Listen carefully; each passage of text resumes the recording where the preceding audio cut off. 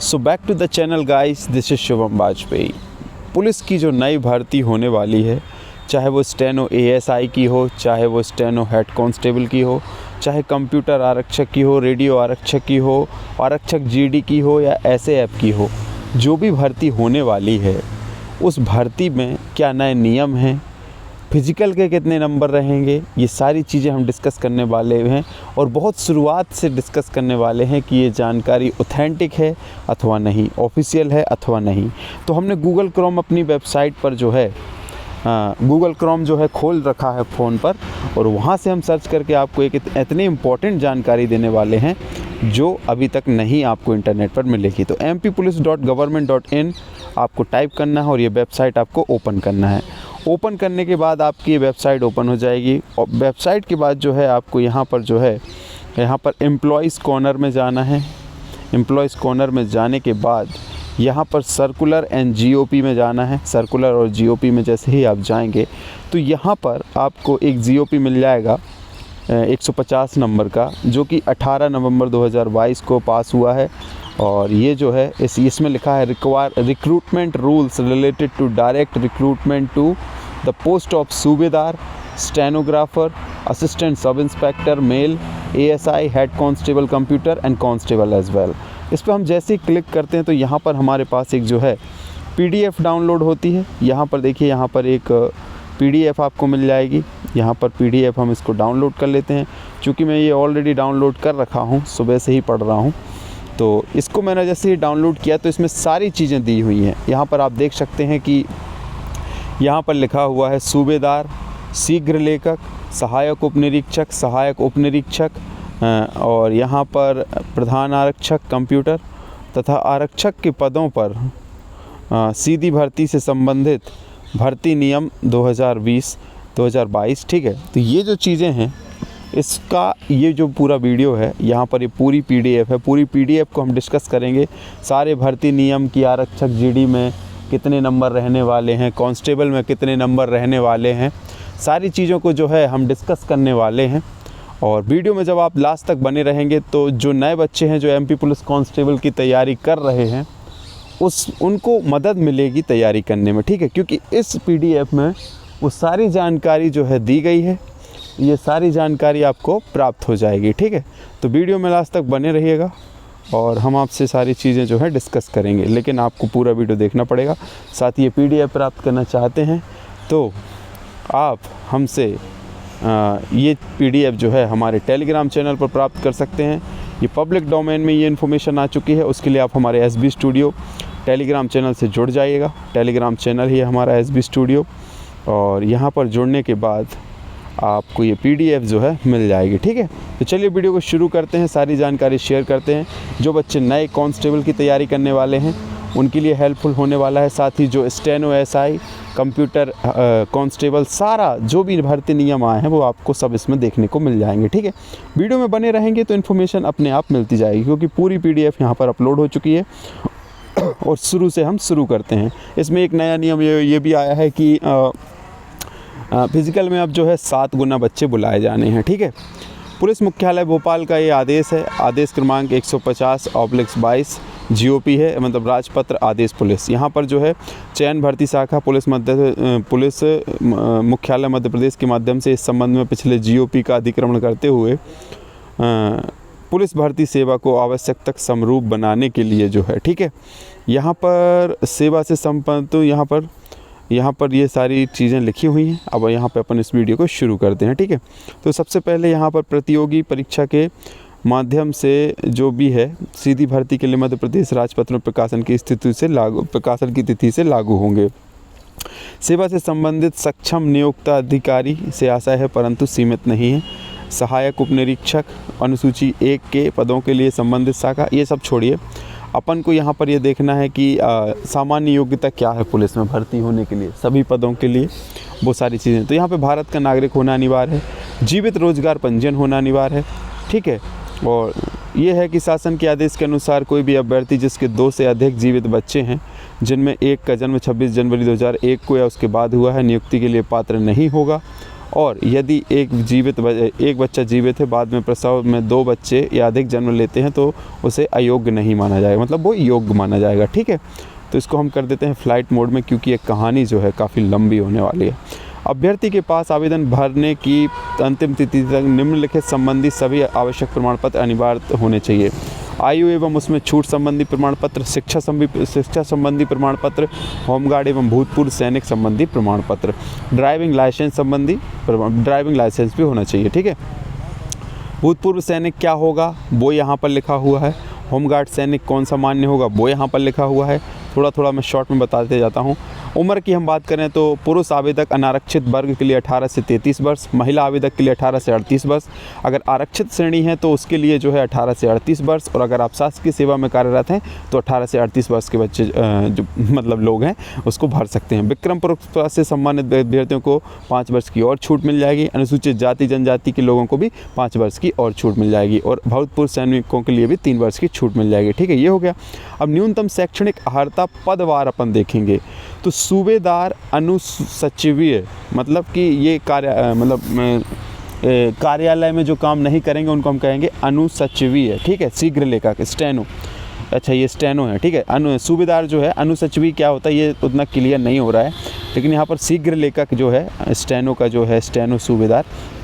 तो यहाँ पर हायर सेकेंडरी होना चाहिए, और यहाँ पर मान्यता प्राप्त पॉलीटेक्निक ITI के समकक्ष मान्यता प्राप्त समतुल्य आशुलिपि शॉर्ट हैंड 100 शब्द प्रति मिनट उत्तीर्ण की हो। उसके साथ ही इलेक्ट्रॉनिक विभाग और कंप्यूटर विभाग DOEACC द्वारा आयोजित डिप्लोमा स्तर की परीक्षा उत्तीर्ण की हो, या COPA के अंतर्गत परीक्षा उत्तीर्ण करी हो, या मान्यता प्राप्त पॉलीटेक्निक संस्थान कॉलेज विश्वविद्यालय ITI से आधुनिक कार्यालय प्रबंधन computer application information technology computer science में परीक्षा उत्तीर्ण की हो। विश्वविद्यालय अनुदान आयोग से मान्यता प्राप्त सभी मुक्त विश्वविद्यालयों में डिप्लोमा और इन पदों के लिए प्रायोगिक परीक्षा ली जाएगी। ठीक है, सहायक उपनिरीक्षक के लिए भी यहाँ पर जो है दी गई है चीज़ें, उसमें भी बहुत सारे चेंजेस हुए हैं।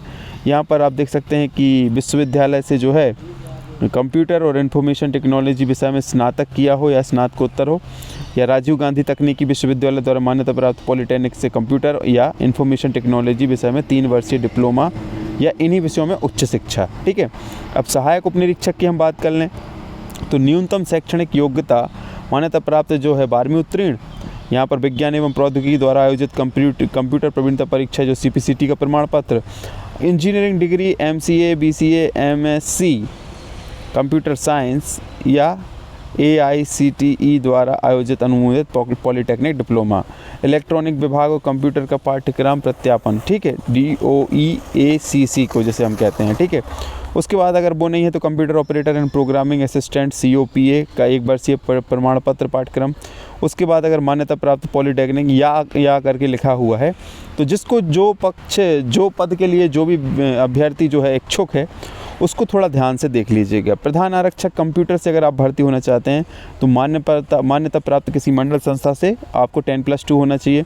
दूसरा होना चाहिए आपको विश्वविद्यालय अनुदान आयोग से मान्यता प्राप्त विश्वविद्यालय की एफिलेटेड संस्था से कंप्यूटर सूचना प्रौद्योगिकी में 1 साल का डिप्लोमा। ठीक है, राजीव गांधी तकनीकी विश्वविद्यालय मान्यता प्राप्त कंप्यूटर इंफॉर्मेशन टेक्नोलॉजी विषय में 3 वर्षीय डिप्लोमा है। ठीक है, स्पष्टीकरण इसमें दिया गया है कि उच्च शिक्षा से आशय विश्वविद्यालय अनुदान आयोग से एफिलिएटेड संस्था से कंप्यूटर इंफॉर्मेशन टेक्नोलॉजी विषय में स्नातक या स्नातकोत्तर होना चाहिए। ठीक है, इन पदों के लिए अलग से तकनीकी परीक्षा ली जाएगी जो प्रथम चरण लिखित परीक्षा के अतिरिक्त होगी। ठीक है, आरक्षक GD के लिए तो वही है 10+2 है, और अनुसूचित जनजाति के लिए 8वीं पास। ठीक है, आरक्षक रेडियो के लिए 10+2, उसके साथ किसी भी मान्यता प्राप्त पॉलीटेक्निक संस्थान कॉलेज विश्वविद्यालय ITI से इलेक्ट्रॉनिक्स इलेक्ट्रिकल्स और hardware computer hardware telecommunication instrument mechanic या सूचना प्रौद्योगिकी के क्षेत्र में ये प्रौद्योगिकी इंजीनियर के क्षेत्र में 2 वर्ष का पाठ्यक्रम पास कर लिया हो।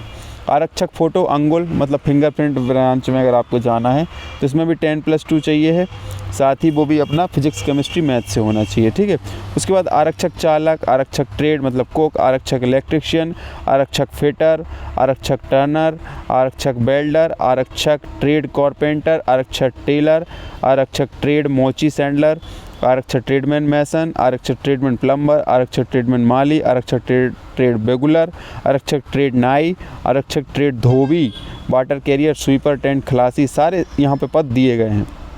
ठीक है, अब ये आरक्षण हो गया। 27% OBC को है, 16% SC के लिए, 20% जो है ST के लिए, EW के लिए 10%। ठीक है, ये हो गया। उसके बाद यहाँ पर 27% UR के लिए भी है। ठीक है, ये छोड़ देते हैं आरक्षण, कोई दिक्कत नहीं है, वही सेम है चीज़ें। अब देखिए आरक्षक GD, आरक्षक GD सामान्य ड्यूटी जो होती है वो अब क्या होगा, ये सबसे महत्वपूर्ण है वीडियो का पार्ट, इसको ज़रूर देखिएगा। तो आरक्षक GD जो है, यहाँ पर आपको प्रथम चरण लिखित परीक्षा में वही 2 घंटे का पेपर होगा 100 नंबर का, जिसमें आपका वही सब्जेक्ट रहेंगे जो अभी तक रहते हैं। अब प्रथम चरण परीक्षा के कट ऑफ के अंकों के आधार पर वर्टिकल श्रेणी में विज्ञापित पदों के विरुद्ध 7 गुना, यहाँ पर देखिए ध्यान देने वाली बात यह है कि 7 गुना अभ्यर्थियों को शारीरिक दक्षता परीक्षण के लिए चुना जाएगा। शारीरिक दक्षता परीक्षण के अधिकतम अंक 100 होंगे। ठीक है, और यहाँ पर अब वो अंक कैसे आवंटित होंगे, यहाँ पर सबके लिखे हुए हैं। देखिए आरक्षक की GD सभी का लिखा हुआ है, तो इसको ध्यान से पढ़ लीजिएगा। लेकिन हम सीधा आरक्षक GD की बात कर लेते हैं। इसमें हाइट देखिएगा, हाइट तो ये उसके लिए है, हाइट अपना आरक्षक GD के लिए सेम है। यहाँ पर हाइट में कोई परिवर्तन नहीं है, जो इस बार था वो यही है। देख लीजिए यहाँ पर ये रहा, आरक्षक 168 सेंटीमीटर, महिला 155 सेंटीमीटर, 79 से 84। ठीक है, सीना इस बार शायद कम कर दिया गया है, नहीं 79 से 84 है। ठीक है, उतना ही है। तो ये हो गया। अब अपन चलते हैं कि नंबर कितने मिलेंगे, कैसे दौड़ करेंगे। तो अब यहाँ पे सेकंड में दे दिया गया है। ठीक है, तो यहाँ पर सेकंड में देखिएगा ये है पुरुष जो है गैर तकनीकी पद जो हैं उसमें रनिंग जो है 800 मीटर रनिंग अगर आप 198 सेकंड से अधिक में करेंगे, 198.3 सेकंड से अधिक में करेंगे तो 0 नंबर। और इसी हिसाब से ये नंबर जो हैं आपको 30 नंबर तक मिलेंगे इसमें। ठीक है, अधिकतम अंक जो है 40 तक मिल जाएंगे। ठीक है, 40 अंक तक इसमें मिल जाएंगे। तो अगर जैसे आप रेस को जो फिनिश करते हैं 124 सेकंड में, नहीं यहाँ पर है पुरुष 19, ये है 19, 20। अब देखिए यहाँ पर सेकंड ख़त्म होता है और यहाँ